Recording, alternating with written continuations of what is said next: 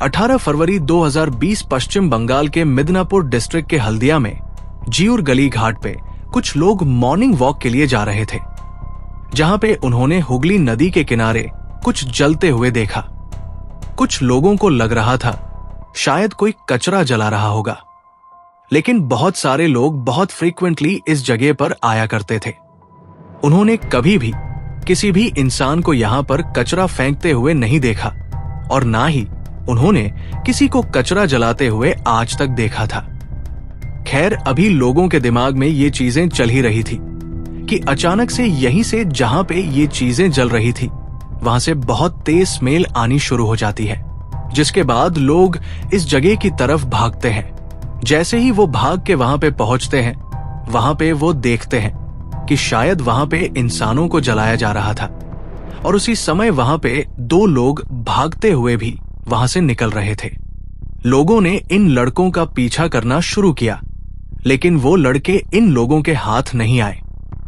खैर, जिसके बाद लोग वापस हुगली नदी के किनारे पहुंचते हैं और वहां नदी के पानी से ही इस आग को बुझाने की कोशिश करते हैं।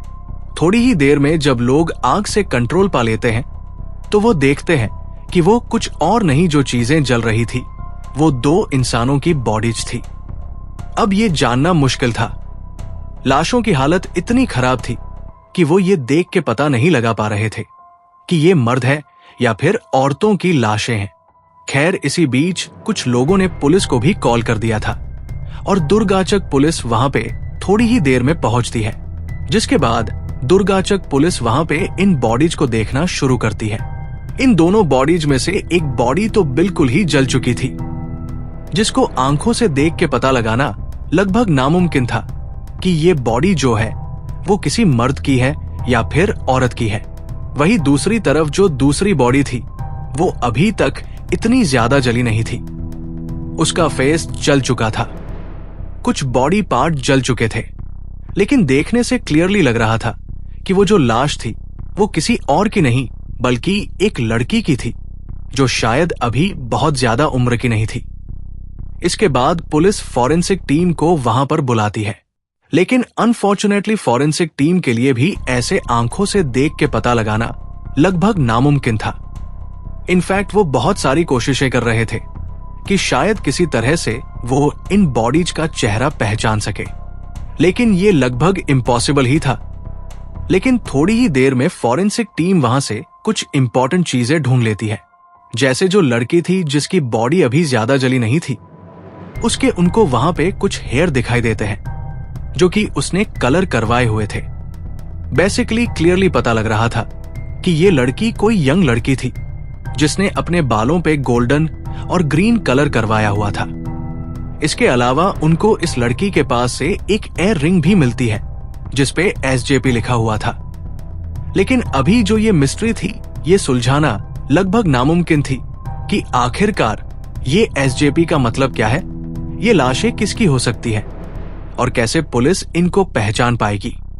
दुर्गाचक पुलिस समझ नहीं पा रही थी, क्योंकि इस केस को सॉल्व करना तो दूर की बात थी।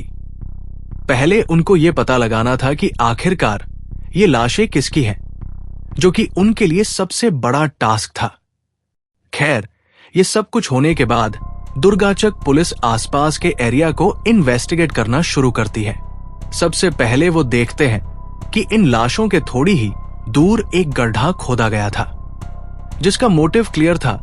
शायद इन लाशों को पहले उसमें दबाने की कोशिश की गई, लेकिन समहाउ जो लोग कल्पित थे वो इस काम को अंजाम नहीं दे पाए, जिस वजह से उनको शायद इन लाशों को यहां पे जलाना पड़ा। इसके अलावा इन लाशों के पास एक बोतल भी पड़ी हुई थी जिसमें से पेट्रोल की स्मेल आ रही थी, यानी कि चीजें क्लियर दिख रही थी। शायद इन लाशों को जलाने के लिए पेट्रोल का इस्तेमाल किया गया था। इसके अलावा जो ये जगह थी जहां पे इन लाशों को जलाया गया था वो बहुत क्राउड वाले एरिया रहता था। मतलब कि क्लियरली समझ आ रहा था कि ये जो लाशें थी जिनको जलाया गया था इनको शायद पहले मारा गया था, लेकिन इनको मारा इस जगह पे नहीं गया था। कहीं और से इनको मार के यहां पे इनको जलाने या फिर दफनाने के मोटिव से ही इन लाशों को यहां पे लेके आया गया था। अब क्योंकि पुलिस ने क्राइम सीन को कंप्लीटली इन्वेस्टिगेट कर लिया था, तो वो इन दोनों लाशों को ऑटोप्सी के लिए भेज देते हैं।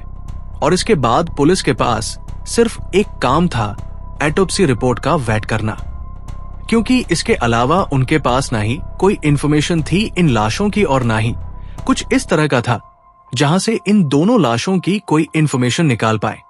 और जब तक पुलिस ऑटोप्सी रिपोर्ट का वेट कर रही थी, वो कुछ लोगों के अगेंस्ट एक मुकदमा दायर करते हैं, जो कि था कत्ल का और एविडेंस को टेम्पर करने का। खैर, अब ये सारा का सारा इंसिडेंट 18 फरवरी को हुआ था। कुछ ही घंटों में ये ऑटोप्सी रिपोर्ट पुलिस के पास पहुंचती है, जहां से ये क्लियर होता है कि जो 2 लाशें थी वो दोनों ही एक औरत की थी और एक लड़की की थी। जो औरत थी उसकी उम्र लगभग 40 साल के आसपास की थी और वही जो लड़की थी उसकी उम्र लगभग 20 से 22 साल की थी। लेकिन एक और खुलासा इस ऑटोप्सी रिपोर्ट ने किया जो शायद किसी ने सोचा तक नहीं था। एक्चुअल में पुलिस को पता लगा ऑटोप्सी रिपोर्ट के अकॉर्डिंग इन दोनों को जलाने से पहले सेटिव्स फेड किए गए थे। मतलब यहां से आपको इस केस की क्रुएल्टी का पता चलेगा। ये जो दोनों बॉडीज थी, इनको जलाने से पहले पूरी तरह से मारा नहीं गया था, बल्कि इनको सिर्फ सेटिव्स देकर बेहोश किया गया था और उसके बाद इनको जिंदा जला दिया गया था। ये बहुत ही ज्यादा क्रूएल केस था। इस तरह के केसेस में पुलिस का कहना यह होता है कि ये जो कत्ल किए जाते हैं, ये आपसी रंजिश की वजह से किए जाते हैं, किसी तरह की जेलसी की वजह से किए जाते हैं, या फिर बहुत बड़े कॉन्फ्लिक्ट्स की वजह से किए जाते हैं, जिसमें जो अक्सर ये कत्ल करने वाले लोग होते हैं, ये खुद को सेटिस्फाई भी करते हैं पहले इस इंसान को बहुत बुरी तरह से तड़पा के। शायद ऐसा ही कुछ इनके केस में भी किया गया था। लेकिन आखिरकार इन 2 औरतों से किसको क्या दुश्मनी हो सकती है, वो भी जिनका एज गैप बहुत ही ज्यादा था। अब यहां से पुलिस आसपास के पुलिस स्टेशन में कांटेक्ट करती है। सबको ये पूछना शुरू करती है पुलिस कि कहीं किसी भी पुलिस स्टेशन में किसी भी इंसान ने 2 औरतों के मिसिंग होने की रिपोर्ट तो नहीं लिखवाई है, जहां पे एक की उम्र लगभग 40 साल है और दूसरी की उम्र लगभग 20 से 22 साल है। लेकिन अनफॉर्चुनेटली पुलिस को इसके बाद भी कुछ भी हाथ नहीं लगता। ये बहुत ही ज्यादा स्ट्रेंज था कि किसी की फैमिली से कोई इंसान मिसिंग हो और उन्होंने मिसिंग रिपोर्ट तक नहीं लिखवाई हो। इसके बाद जो पुलिस का डाउट जा रहा था, वो मोस्टली शायद इस पे जा रहा था कि इन दोनों को मारने के पीछे शायद इनकी फैमिली का हाथ हो, जिसके बाद उन्होंने रिपोर्ट तक लिखवाना सही नहीं समझा। खैर, पुलिस को तो समहाउ इन दोनों तक पहुंचना ही था कि आखिरकार ये दोनों लेडीज थी कौन। जिसके बाद पुलिस सोशल मीडिया का सहारा लेती है। पुलिस सोशल मीडिया पर इस लड़की की बालों की फोटो पोस्ट करती है। इसके अलावा जो उसके इयररिंग्स मिले थे उनकी फोटो पोस्ट करती है और साथ ही ऑटोप्सी रिपोर्ट के अकॉर्डिंग जो भी इनकी इंफॉर्मेशन निकल के आई, लाइक इनकी एज, वेट, हाइट, उम्र, ये सब कुछ पुलिस इस पोस्ट में शेयर कर देती है और ये अर्ज करती है कि कोई भी इंसान, अगर किसी भी इंसान के इस तरह के कोई भी 2 नोन लोग मिसिंग हो जिनको वो काफी टाइम से ढूंढ रहे हो, या फिर कोई भी इंफॉर्मेशन अगर इनके रिगार्डिंग किसी भी इंसान के पास हो, तो वो सीधा पुलिस स्टेशन में आके कांटेक्ट करें। पुलिस ने ये जो पोस्ट की थी, ये की थी 20 फरवरी को। लगभग थोड़े ही टाइम में ये पोस्ट बहुत ही ज्यादा वायरल हो गई थी सराउंडिंग के एरियाज में, जिस वजह से फाइनली पुलिस को एक लीड मिलती है 21 फरवरी को। पुलिस को 21 फरवरी को एक इंसान की कॉल आती है और ये इंसान कहता है कि उसकी 2 रिलेटिव्स, दोनों लड़कियां काफी टाइम से मिसिंग हैं। उसने उनसे कांटेक्ट करने की भी कोशिश की, लेकिन उसका कांटेक्ट भी उनसे नहीं हो पाया। और साथ ही ये जो दोनों लेडीज थी, ये सोशल मीडिया पर बहुत ही ज्यादा एक्टिव रहती थी, लेकिन काफी टाइम से ये सोशल मीडिया भी एक्टिव नहीं है। इसके अलावा जो सबसे बड़ी बात थी, सबसे बड़ी इंफॉर्मेशन जो पुलिस को मिली थी, वो ये थी कि ये दोनों जो लेडीज थी, ये आपस में मां और बेटी थी। मतलब जिसकी उम्र 40 साल थी उसका नाम था रमाडे, और जिसकी उम्र 20 से 22 साल की बताई जा रही थी, वो असल में 22 साल की ही एक लड़की थी जिसका नाम था रियाडे। और ये दोनों काफी टाइम से सोशल मीडिया पे एक्टिव नहीं रही थी। यही देखते हुए उस रिलेटिव ने पुलिस को कॉल किया था और साथ ही पुलिस को यह भी पता चलता है कि ये जो दोनों मां बेटी थी ये वेस्ट बंगाल के न्यू बैरकपुर की रहने वाली थी। अब ये एड्रेस लेके पुलिस 22 फरवरी को ही न्यू बैरकपुर पहुंचती है, जहां पर वो सराउंडिंग के लोगों को ये दोनों फोटो दिखाना शुरू करती है। असल में पुलिस को जब इन दोनों के बारे में पता चला था तो जो इंसान था जिसने पुलिस को कॉल की थी उससे ही पुलिस ने उनके सोशल मीडिया हैंडल भी ले लिए थे, जहां से इन दोनों की फोटो भी निकलवा ली गई थी और यही फोटो लेके 22 फरवरी को पुलिस न्यू बैरकपुर पहुंची थी। खैर कुछ लोगों ने ये फोटो देखी, जिसके बाद लोगों ने पुलिस को इन दोनों का एड्रेस बताया। इनका जो घर का एड्रेस था, पर्टिकुलरली वो एड्रेस, पुलिस थोड़ी ही देर में जब इनके घर पहुंचती है तो वो देखते हैं कि इनके घर पे ताला लगा हुआ था और उनके घर पे असल में उन दोनों के बिना रहता भी कोई नहीं था। ये पुलिस को उन दोनों के नेबर्स ने बताया। उन्होंने बताया कि इन दोनों माम का घर भी यही पास में ही है, लेकिन ये दोनों उनसे अलग यहीं पर रहा करते थे। मतलब इनकी फैमिली में से इनसे मिलने तक कोई नहीं आता था और ना ही ये अपनी फैमिली में से किसी के साथ मिलने जाते, ऑल्दो किसी को ये भी नहीं पता था कि इनका जो असल में घर था, जो सराउंडिंग में था, वो कहां पे है और इनके फैमिली वाले असल में थे कौन। खैर फॉर्चुनेटली पुलिस को थोड़ी लीड मिलनी शुरू हो गई थी और काफी जो चीजें थी वो यही बता रही थी कि शायद जो लाशें 2 मिली है पुलिस को वो उन्हीं 2 मां बेटी की ही है। खैर अब इसके बाद पुलिस नेबर्स इन दोनों मां बेटी का कॉन्टैक्ट नंबर ले लेती है सो दैट वो उनकी लाइव लोकेशन चेक कर सके, उनके रिलेटिव से बात कर सके या फिर उनकी CDR यानी कि कोल्ड रिकॉर्ड्स निकलवा सके। और पुलिस वैसा ही करती है। अभी तक ये फाइनलाइज नहीं हुआ था कि ये जो दोनों लाशें हैं ये इन रिया और रमा की ही है, लेकिन फिर भी पुलिस नेबर से इनकी सारी की सारी डिटेल्स निकलवाते हैं। असल में नेबर्स पुलिस को बताते हैं कि काफी साल पहले जो रमा थी वो अपने हस्बैंड और अपनी बेटी के साथ नवी मुंबई में रहती थी, जहां पे रमा का हस्बैंड जॉब करता था। लेकिन थोड़े ही टाइम के बाद इन दोनों का डिवोर्स हो गया था, जिसके बाद 2017 से 18 के बीच रमा अपनी बेटी को लेके वापस वेस्ट बंगाल आ गई थी।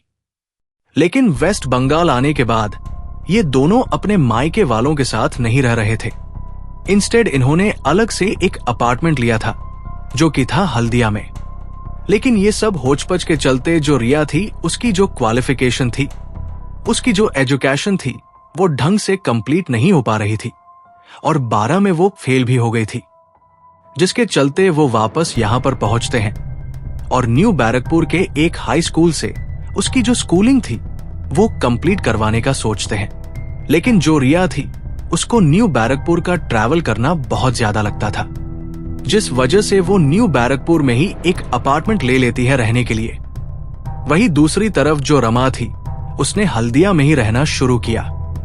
अब दोनों मां बेटी अलग ही रह रही थी, लेकिन कभी कभार रिया अपनी मां के कमरे में चली जाती थी तो कभी कभार रमा अपनी बेटी के कमरे में चली जाती। वो दोनों काफी टाइम, इनफैक्ट काफी रातें एक दूसरे के साथ बिताते थे, एक दूसरे के अपार्टमेंट में।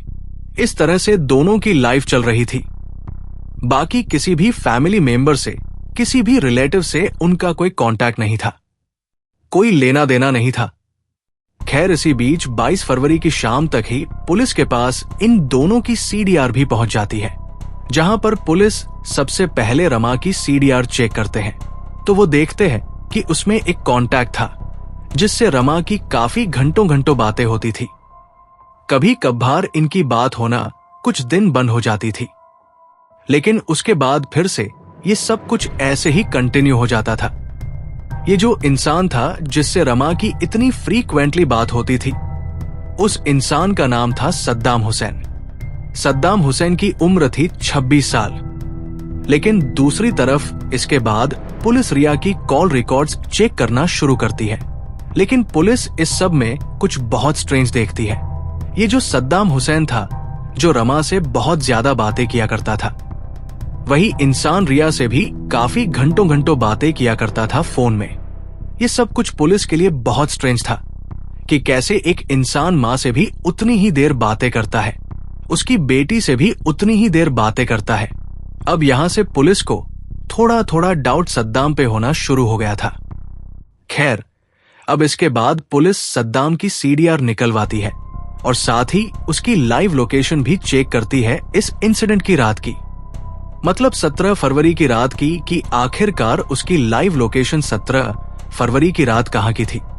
और पुलिस ये देख के बिल्कुल भी शॉक नहीं थी, क्योंकि वो एक्सपेक्ट कर ही रहे थे 17 फरवरी की रात रिया, रमा और सद्दाम हुसैन तीनों के तीनों एक साथ ही थे। अब यहां से पुलिस का जो शक था वो सद्दाम पे और भी ज्यादा गहरा हो गया था। सद्दाम असल में न्यू दुर्गाचक कॉलोनी का रहने वाला था और साथ ही वो एक लेबर कॉन्ट्रैक्टर था, मतलब वो एक ठेकेदार था। अब ये सारे के सारे एविडेंस इकट्ठे करके पुलिस समझ चुकी थी कि सद्दाम को ही उनको अरेस्ट करना है और वहीं से उनको आगे की इंफॉर्मेशन मिलेगी। यही सोचते हुए पुलिस 23 फरवरी को सद्दाम के घर पहुंचती है, लेकिन वो देखते हैं सद्दाम घर पर था ही नहीं, बल्कि वो एक हॉस्पिटल में एडमिटेड था। पुलिस वहां से सीधा हॉस्पिटल में पहुंचती है, लेकिन जैसे वो वहां पर देखते हैं सद्दाम वहां पे बहुत ज्यादा इंजर्ड उनको नहीं दिखाई दे रहा था। जब उन्होंने डॉक्टर से बात की तो डॉक्टर्स ने बताया कि इसको हल्की फुल्की खरोंचे ही आई है। मतलब सद्दाम को शायद ये पता चल चुका था कि पुलिस उसको बहुत जल्दी पकड़ने वाली है और इसी के चलते वो हॉस्पिटल में आके छुप गया था, एडमिट हो गया था। लेकिन यहां भी सद्दाम पकड़ा जाता है। पुलिस उसको वहीं से अरेस्ट करती है और सीधा पुलिस स्टेशन लेके जाती है।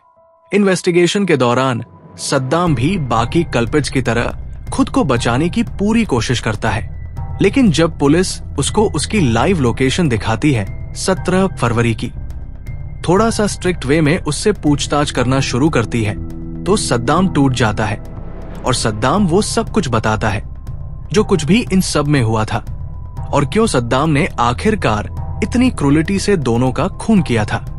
असल में सद्दाम ने बताया कि जब रिया की एजुकेशन यहाँ पे न्यू बैरकपुर में शुरू हुई थी, उस समय रमा घर पे अकेली रहती थी और अपना टाइम पास करने के लिए उसने फेसबुक पे एक अकाउंट बनाया था। थोड़े ही टाइम में रमा और सद्दाम फेसबुक पे फ्रेंड्स बन जाते हैं। दोनों की चैट होना शुरू होती है, दोनों की फोन पे बातें भी होना शुरू होती है। थोड़े ही टाइम में जब सद्दाम को पता चलता है कि जो रमा है वो उससे ज्यादा डिस्टेंस पे नहीं रहती, तो बहुत फ्रीक्वेंटली सद्दाम रमा के पास विजिट भी करना शुरू कर देता है। एंड अगर कुछ रिपोर्ट्स की माने तो शायद उनमें फिजिकल इंटीमेसी, रिलेशनशिप, ये सब कुछ भी शुरू हो गया था। इसके अलावा रिया भी काफी फ्रीक्वेंटली अपनी माँ के पास हल्दिया जाती रहती थी।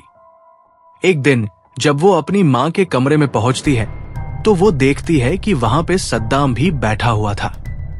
रिया को लगता है शायद सद्दाम उसकी माँ का दोस्त है और इसी के चलते उनकी भी हल्की फुल्की बातचीत होनी शुरू होती है। खैर, इसके बाद रिया वापस जाके फेसबुक यूज करना शुरू करती है और वहां पे उसको भी सद्दाम दिखाई देता है, जिसको वो फ्रेंड रिक्वेस्ट भेजती है और उसके बाद उनकी भी चैट होनी शुरू हो जाती है। दोनों का थोड़े ही टाइम में कांटेक्ट एक्सचेंज होता है और फोन पे भी बातें होनी शुरू हो जाती है। धीरे धीरे दोनों रिलेशनशिप में भी आ जाते हैं। लेकिन बहुत स्ट्रेंज था कि रमा को इस चीज से कोई भी प्रॉब्लम नहीं थी। इनफैक्ट ये तीनों के तीनों एक साथ बहुत फ्रीक्वेंटली आउटिंग्स पे जाया करते थे, घूमते फिरते थे, होटल्स में जाते थे, ड्रिंक्स करते थे। ये सब कुछ वो करना शुरू कर चुके थे एक साथ ही और रमा को इन दोनों के रिलेशनशिप से कोई भी प्रॉब्लम नहीं थी। जब ये रिलेशनशिप में आए थे उस ड्यूरिंग जो रिया थी वो सिर्फ 19 साल की थी और सद्दाम मोस्ट प्रोबली 23 से 24 साल का था। थोड़ा टाइम इनको इसी तरह से बीतता है, जिसके बाद जो सद्दाम था वो रिया के साथ वासुदेवपुर में एक रूम ले लेता है, जहां पे वो दोनों लिव इन में रहना शुरू कर देते हैं। इनकी लाइफ काफी अच्छी जा रही थी और सब कुछ बढ़िया ही चल रहा था। घूमना फिरना, जिंदगी के मजे लेना, ये सब कुछ इसी तरह से चल रहा था। अभी सद्दाम पुलिस को ये सब कुछ बता ही रहा था कि पुलिस इसी बीच में रिया और रमा के घर पर भी विजिट करके आती है, जहां पे उन्हें कुछ चीजें दिखाई देती है, जैसे कि रिया की एक डायरी जिसमें वो ऑलमोस्ट सब कुछ लिखा करते थे अपनी लाइफ से रिलेटेड। इसके अलावा उनको अलमीरा में कुछ कागजों के फटे हुए टुकड़े भी मिलते हैं, जिनको जब वो एक्सपर्ट्स को हैंडओवर करते हैं तो एक्सपर्ट जब उनको मिलाते हैं तो वो देखते हैं वो कुछ और नहीं बल्कि एक मैरिज सर्टिफिकेट था। और ये मैरिज सर्टिफिकेट था सद्दाम और रिया का। असल में इन दोनों ने 2018 में शादी भी कर ली थी। अब इसके बाद जो रिया की डायरी थी वो भी पढ़ना शुरू की जाती है। उसमें रिया ने साफ मेंशन किया हुआ था कि उसको लगता था कि शायद सद्दाम के उसकी मां के साथ भी कुछ रिलेशंस हैं और वह दोनों भी बहुत फ्रीक्वेंटली इंटीमेट होते थे उनके रिलेशनशिप के ड्यूरिंग ही। ये बातें पुलिस के पास पहुंचती है।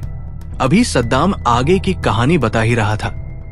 सद्दाम बताता है कि ये सब कुछ बहुत अच्छा चल रहा था, लेकिन इसके अलावा जो रिया थी उसने उसको शादी के लिए बहुत फोर्स करना शुरू कर दिया था, जिसके चलते उन्होंने शायद 2018 में शादी कर भी ली थी।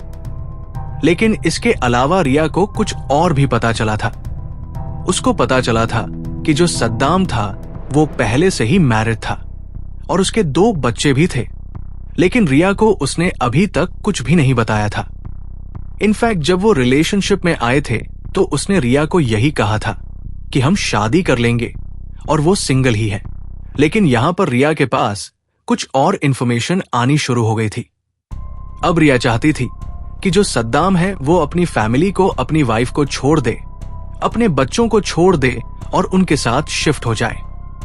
और दूसरी बात जो रिया थी और जो रमा थी, उन्होंने रिया और सद्दाम के कुछ प्राइवेट मोमेंट्स रिकॉर्ड कर लिए थे, जिनको वो दिखा के सद्दाम से पैसे लेते रहती थी। ये सब कुछ काफी टाइम तक चल रहा था। अब सद्दाम को समझ नहीं आता था कि वो आखिरकार करे तो क्या करे। वही रिया उसको धमकी देती रहती थी, या तो वो अपनी दूसरी वाइफ को डिवोर्स दे दे, या फिर वो उसके साथ परमानेंट शिफ्ट हो जाए, या फिर वो जेल जाने के लिए रेडी हो जाए। लेकिन सद्दाम इनमें से कुछ भी नहीं चाहता था और वो एक बहुत भयानक प्लान करता है। 17 फरवरी की रात को सद्दाम रमा और रिया को अपने वासुदेवपुर वाले अपार्टमेंट में बुलाता है, ये कह के कि कुछ सेटलमेंट करते हैं और सब ठीक करते हैं। इसी बीच जो सद्दाम था वो कुछ सेडेटिव्स भी लेके आया था। अक्सर ये साथ में जब बैठते थे तो ड्रिंक्स वगैरह बहुत फ्रीक्वेंटली करते थे, ये तीनों के तीनों। लेकिन इस रात सद्दाम पूरी प्लानिंग के साथ आया था सेडेटिव्स लेके। लेकिन वही दूसरी तरफ जो रिया थी वो ड्रिंक्स करने से मना कर देती है। इंस्टेड वो रात को 8 से 9 बजे के बीच में मार्केट जाती है और वहां से डिनर लेकर घर पहुंचती है। और यही जो डिनर था, इसी में सद्दाम ये सेट टिप्स मिला देता है और खुद वो डिनर नहीं करता। इन मां और बेटी को डिनर करने देता है, जिसके थोड़ी ही देर बाद ये दोनों मां बेटी बेहोश हो जाते हैं। और सद्दाम जानता था कि वो अकेला ये काम नहीं कर सकता। इसके लिए वो अपने एक दोस्त मंजूर आलम को बुलाता है, जिसकी उम्र लगभग 25 इयर्स के अराउंड थी। अब यहां से ये दोनों कुछ प्लानिंग्स करना शुरू करते हैं। सद्दाम मंजूर को कहता है कि ये इन दोनों को मंजूर के घर के आसपास ही दफना देंगे, लेकिन मंजूर उसको मना करता है, ये कहते हुए कि उसके घर के सराउंडिंग सीसीटीवी कैमरास लगे हुए हैं। जिसके बाद ये प्लान करते हैं और मंजूर की गाड़ी में इन दोनों को बेहोशी की हालत में ही रखते हैं, जिसमें रिया को पीछे वाली सीट पर रखा जाता है और वही जो रमा थी उसको डिक्की में डाल दिया जाता है। जिसके बाद ये दोनों सीधा हुगली नदी के किनारे पर पहुंचते हैं। दोनों ने 2 प्लान्स बनाए थे, या तो वो इन दोनों को दफना देंगे या फिर वहां पे अगर दफना नहीं पाए किसी रीजन के चलते तो आग लगा देंगे, जिसके चलते वो पेट्रोल से भरी एक बोतल भी साथ में लेकर जाते हैं। दोनों रात के अंधेरे में जब हुगली नदी के किनारे कोई भी नहीं था, इन दोनों को गाड़ी से बाहर निकाल के खुदाई करना शुरू करते हैं। लेकिन धीरे धीरे सुबह होनी शुरू हो जाती है और वही ये जो दोनों मां और बेटी बेहोश पड़ी हुई थी, इनके शरीर में कुछ हरकत होने लगती है। उनको लगता है शायद वो फंस जाएंगे और जिस वजह से हड़बड़ाहट में वो जो सारा का सारा पेट्रोल लेके गए थे वो रमा की बॉडी पे ही फेंक देते हैं, जिस वजह से रमा की बॉडी पूरी तरह से जल जाती है। लेकिन रिया को जलाने के लिए उनके पास कुछ भी नहीं था। खैर, उन्होंने गड्ढा तो खोद दिया था, लेकिन वो इतना गहरा नहीं था कि वह दोनों को दबा पाए उसमें। इसलिए उन्होंने फटाफट से अपनी गाड़ी से ही फ्यूल निकाला और उसको रिया पे हल्का फुल्का फेंका और उसको आग लगा के भाग गए। लेकिन इससे पहले रिया पूरी तरह से जल पाती वहां पर लोग पहुंच चुके थे और उन्होंने इस आग को बुझा दिया था। खैर, कुछ लोगों ने इन दोनों का पीछा भी किया, लेकिन ये दोनों तब तक अपनी गाड़ी लेके भाग चुके थे। सद्दाम का कहना था कि वो शायद प्लान कर रहा था रिया के साथ ही शिफ्ट होने का, लेकिन उसको पता चला था कि रिया का अफेयर सद्दाम के अलावा भी किसी और के साथ चल रहा है, जिसके चलते वो इन दोनों से छुटकारा पाना चाहता था। लेकिन वही वो दोनों उसको बहुत बुरी तरह से ब्लैकमेल कर रहे थे, जिसके चलते उसको ये भयानक कदम उठाना पड़ा। खैर, मंजूर आलम का इसमें नाम आते ही 23 फरवरी को ही उसको भी अरेस्ट कर लिया जाता है, जिसके बाद 27 फरवरी को एक और इंसान को पुलिस अरेस्ट करती है, जिसका नाम था सुखदेव दास, और पुलिस इसको एविडेंस को फैब्रिकेट करने के लिए अरेस्ट कर लेती है। खैर, थोड़ा टाइम और बीतता है, लेकिन पुलिस को पता चलता है कि इस केस में एक और इंसान की इन्वॉल्वमेंट थी, जिसका नाम था अमीनुर हुसैन, और वह भी एविडेंस को फैब्रिकेट करने की कोशिश कर रहा था। खैर, इसके बाद इन चारों को अरेस्ट तो कर लिया, लेकिन जो रिया और रमा ने इसकी कीमत चुकाई थी, वो शायद कहीं ना कहीं उनके किए की भी थी। हालांकि इतनी भयानक मौत इस दुनिया में कोई भी डिर्व नहीं करता, लेकिन शायद इतना भयानक जो उनका अंत हुआ, समहाउ कहीं ना कहीं थोड़ा बहुत शायद उन्होंने भी कंट्रीब्यूट अपनी मौत में जरूर किया था। इस तरह के कोई भी इंसिडेंट आपको बताने से मेरा मतलब किसी की भावनाओं को ठेस पहुंचाना नहीं होता। मैं बस ये चाहता हूं कि आप लोग ऐसे किसी भी इंसान से अवेयर रहें जो आपके साथ ऐसा कुछ भी कर सकता है, जो भी हमारे इन इंसिडेंट्स में होता है। आई रियली होप आप सब अच्छे से रहेंगे, अपना ख्याल रखेंगे। See you next time in a next video. Bye bye.